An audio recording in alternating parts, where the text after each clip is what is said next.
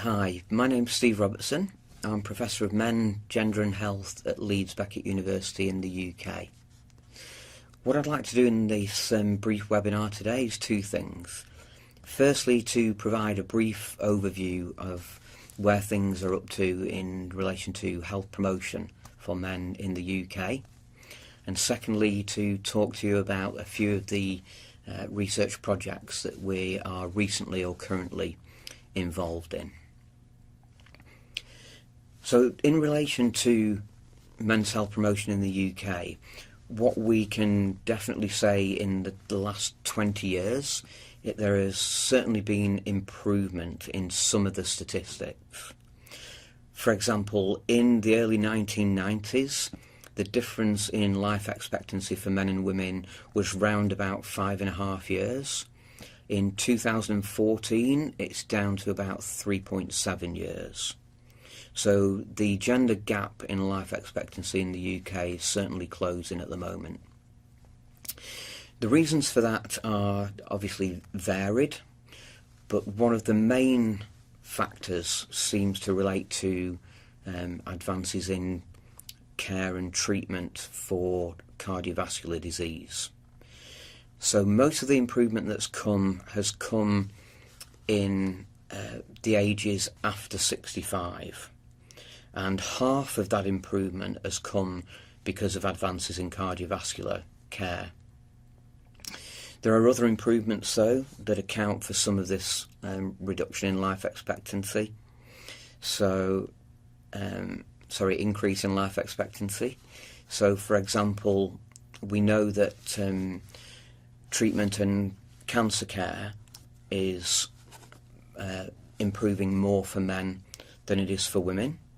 And improvements in treatment and care for respiratory diseases also has been greater for men than they have for women. Despite some of these advances in life expectancy and reductions in the life expectancy gender gap, there are still several challenges that I think we face in relation to health promotion for men. The first of these I've already alluded to relates to premature death. So premature death is usually understood as meaning death under the age of 65. And what we see at the moment is that in terms of male deaths, 28% of male deaths are under the age of 65, whereas for women, only 17% of female deaths are under the age of 65. So there's a particular issue here for deaths in young men that's not yet been resolved. The second challenge I think we face relates very much to poverty and deprivation. And for some reason it seems that poverty and deprivation hits men harder than women in terms of health outcomes and life expectancy. So the difference in life expectancy for men in the least affluent and most affluent areas is just over 9 years, about 9.2 years. For women, the difference in life expectancy between the least affluent and most affluent areas stands at under 7 years. So there's something about deprivation that seems to be particularly problematic for men, and that's a challenge moving forward. The third challenge relates to mental health and well-being. This has been a pretty intractable problem over the last 20-30 years. So, for example, we know that men are far less likely to seek help, professional help, than women when they're feeling low, anxious, depressed. We know that they're more likely to engage in what are called maladaptive coping mechanisms, so alcohol misuse, drug misuse. They're far more likely to engage in those type of coping mechanisms than women. And we also know that they're less likely to seek help and support from family and friends than women.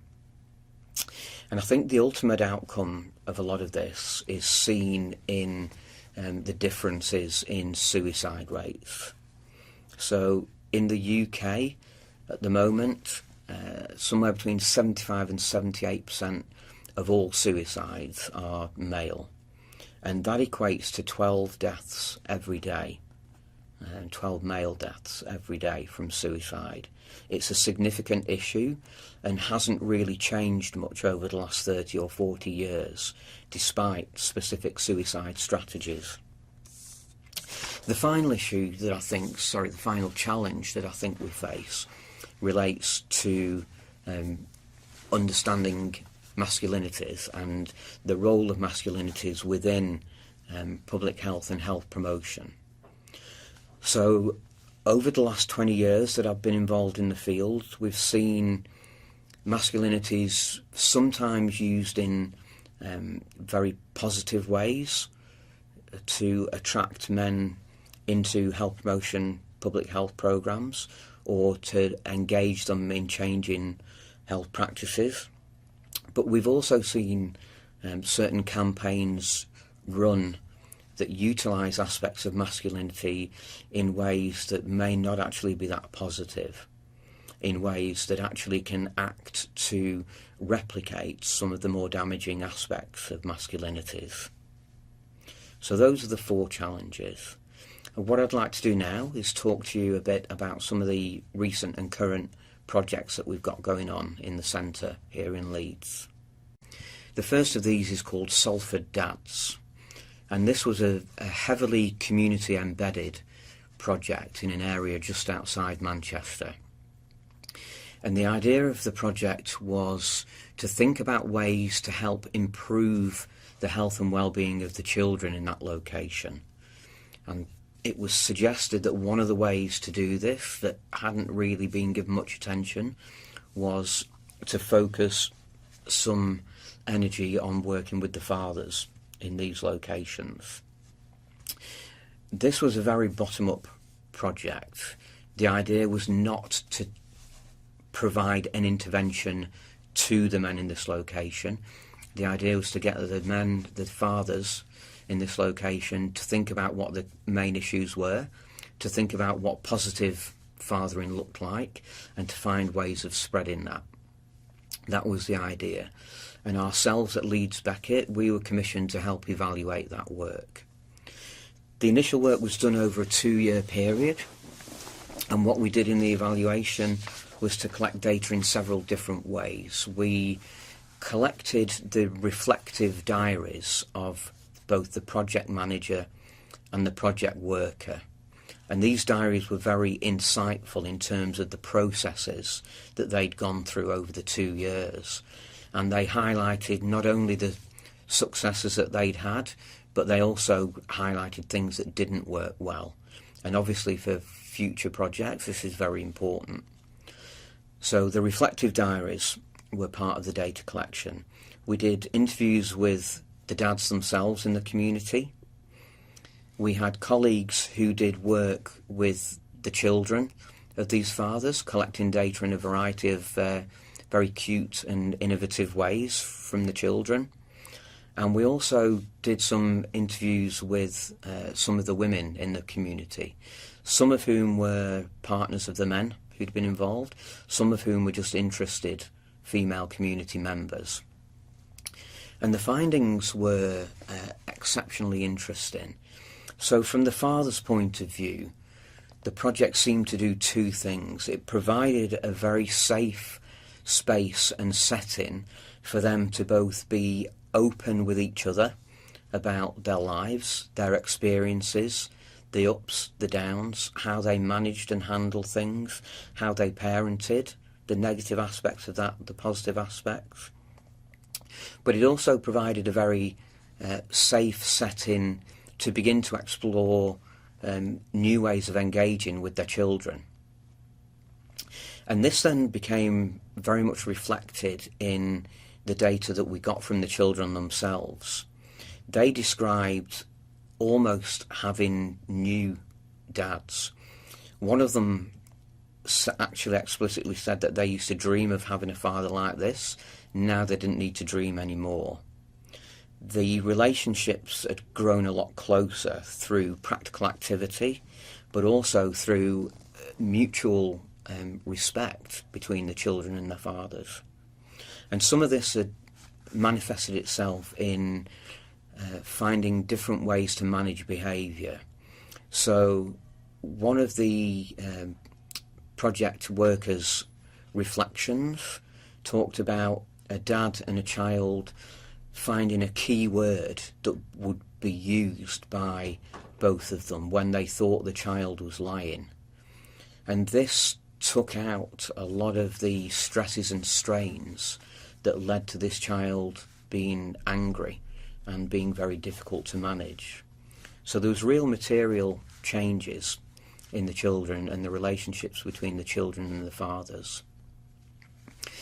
As far as the women were concerned, at the end of the first year of the project, a lot of the women in the community, or certainly some of them, were not particularly happy with the way that the project was going.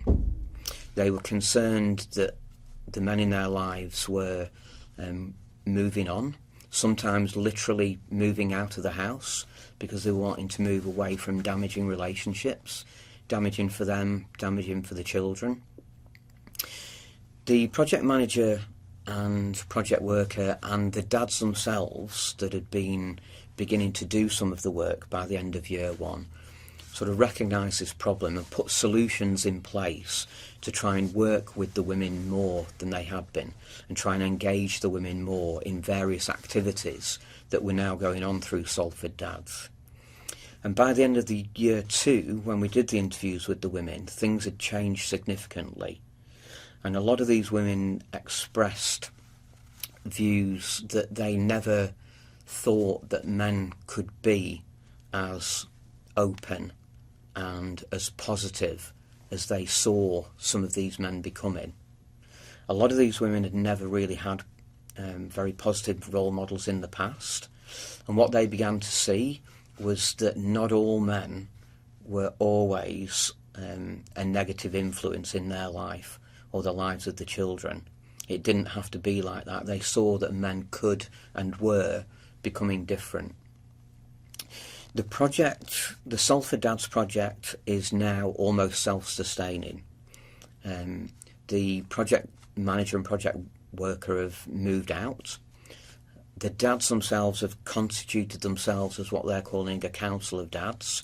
12 or 13 of them have formally constituted themselves, and now they continue to run the work off a very small amount of money, around about £200 or £300 a year is all that they need to run the work on an ongoing basis. So it's a very sustainable model. The other aspect to the Salford Dance work is that it's now got additional funding. It's been recognised nationally that this may actually be a very interesting and sustainable model in a time of sort of financial austerity. So they've got additional funding now to see if this model can be replicated in 2 new areas. So the Salford Dance work continues, and the project overall now has become called Dadley Does It, and continues in the existing location and is being established in 2 new locations, but with support from the fathers in the first location. And again, ourselves at Leeds Beckett, we're involved in evaluating that work. It's about 18 months in at the moment, and it's looking very exciting. We're very pleased with how it's all going. So the second project that I'd like to tell you about is one that finished a couple of years ago. It was called the Premier League Health Project. This was quite a well-funded national project that looked to improve men's health promotion, particularly physical activity, in 16 top-flight English football clubs, soccer clubs. It was quite, and we were brought in to do the evaluation. It was quite a challenge because you had 16 clubs all doing different interventions to promote men's health. So we used a range of measures. relating to the evaluation work. We used pre and post measures, quantitative measures that related to lifestyle factors, so smoking, drinking, diet and physical activity, and it looked at these in relation to recommended national guidelines, and it did them as the men were recruited in, and it did them again at 12 weeks. And at 12 weeks, 19% of the men involved had changed one behaviour, but 67% had changed two or more. So one of the things that stood out to us about the lifestyle factors were that these are known to cluster together.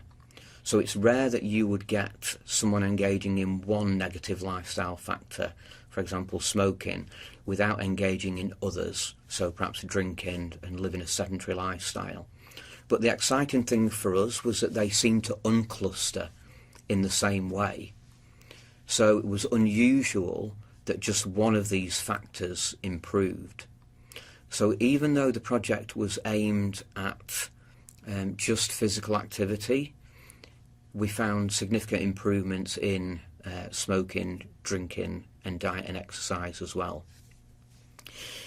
We also did qualitative interviews with both the men and those involved in delivering the programme, and these were quite telling in terms of the depth that the work had achieved.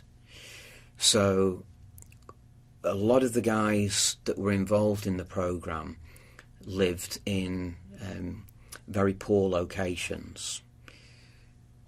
Most Premier League football clubs in the UK are actually located in quite poor areas.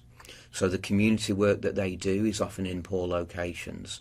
And some of these guys spoke quite openly about how the Premier League Health Programme had transformed their lives. So we have one guy, for example, talking about how it was significant in reducing or helping him stay away from what had been a long-standing heroin addiction. So that the qualitative changes for these guys were very significant, and that seemed to be mainly because they were brought into a new area and were able to see things that they hadn't seen before, in terms of the friendships that they developed, the opportunities that they began to feel that they were capable of achieving. So, for example, some of the guys went on to become volunteers, some went back into employment, some went back into education. So what the programme seemed to do for the guys was to generate significant improvements in self-confidence, self-esteem, that helped them use that as a launch pad into a whole other aspects of their life. And again, what we see from that is that it improves the health and well-being of those around them as well. Finally, I'll just say that we have recently been involved in a programme called Men on the Movein Island. And this is a similar project to Premier League Health in that it's utilising physical activity as a hook to engage men. That work's now well underway, and hopefully we'll begin to get the findings in and the papers out from that shortly. I hope you found some of that interesting. If you want to contact me, you'll see the slide at the end of this webinar with my contact details. I'll be very pleased to communicate with you, and thank you for taking the time to listen.